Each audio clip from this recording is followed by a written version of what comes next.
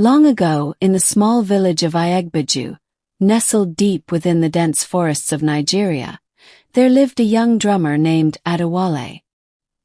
His drumming was legendary, and villagers would gather around the fire every evening to listen to his rhythmic beats that seemed to tell stories of old. Adawale's drumming could make even the saddest hearts dance with joy and lift the spirits of the weary. One fateful night, while Adawale was returning home from a distant village, a fierce storm began to brew. The sky darkened ominously, and the wind howled through the trees. Lightning crackled across the sky, and thunder roared like an angry beast. Adewale hurried through the forest, hoping to reach the safety of his village before the storm grew worse. As he made his way through the dark and twisted trees, he stumbled upon an eerie clearing he had never seen before. The trees surrounding the clearing seemed ancient, their gnarled branches reaching out like skeletal hands. In the center of the clearing stood a large, ancient drum, beautifully carved and adorned with intricate patterns that seemed to pulsate with an otherworldly glow. Drawn to its beauty, Adawale approached the drum, his heart pounding in his chest. He couldn't resist the urge to play it. The moment his hands touched the drum, a bone-chilling cold swept through the clearing. The trees around him seemed to whisper secrets of the past, and the ground beneath him trembled. Adawale's drumming summoned the spirits of the long-forgotten ancestors who had once roamed the land. Suddenly, ghostly figures began to materialize around Adawale, their hollow eyes fixated on him.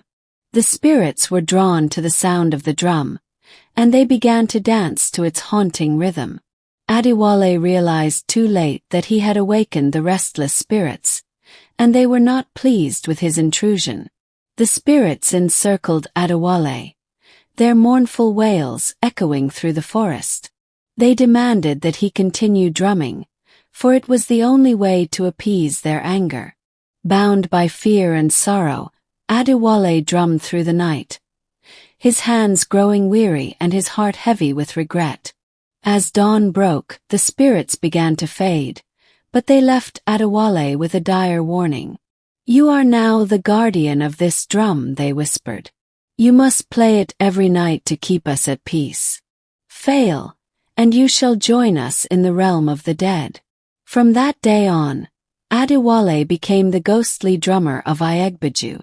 Every night, he would venture into the eerie clearing and play the ancient drum, his sorrowful beats echoing through the forest. The villagers, hearing the haunting melodies, knew better than to venture into the woods after dark.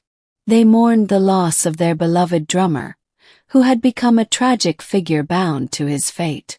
The villagers tried to offer help to Adewale, but the spirit's curse was unbreakable. They left offerings at the edge of the clearing, hoping to ease Adewale's burden. Yet, no matter how much they tried, the ghostly drummer's sorrowful rhythm continued to echo through the forest every night. One night, an old woman named Aya, known for her wisdom and connection to the spirit world, decided to visit Adawale.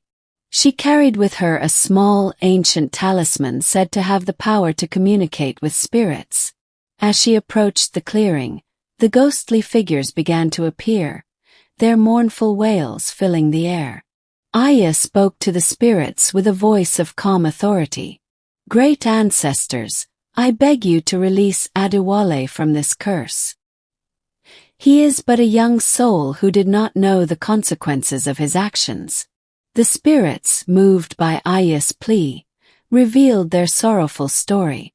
Long ago, they had been protectors of the forest, but a terrible betrayal had led to their eternal unrest. They were bound to the drum, seeking peace that eluded them.